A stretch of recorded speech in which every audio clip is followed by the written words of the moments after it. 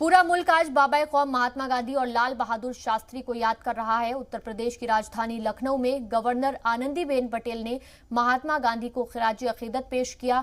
CM Yogi Adityanath ने भी गांधी जी के मुजस्समे पर फूल चढ़ाए और बापू को खिराज अकीदत पेश किया।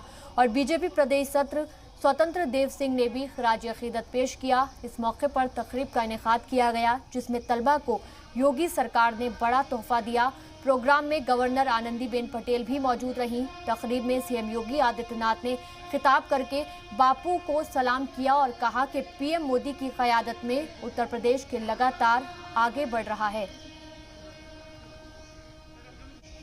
भारत की आज़ादी के लिए जो एक तड़प भारत के नागरिकों के अंदर थी, गुलामी की उन बेड़ियों को तोड़ते हुए राष्ट्रपिता महात्मा गांधी जी के नेतृत्व में भारत के स्वाधीनता का एक अवसर हम सबको प्राप्त हुआ।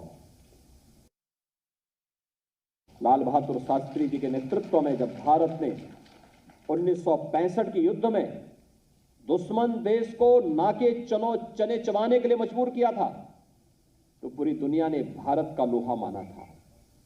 और याद करिए, जब भारत पर उस समय दुनिया की बड़ी बड़ी ताकतों ने प्रतिबंध लगाने का प्रयास किया था, तो शास्त्री जी ने पुरजोर तरीके से कहा था कि भारत किसी के सामने हाथ नहीं फैलाएगा।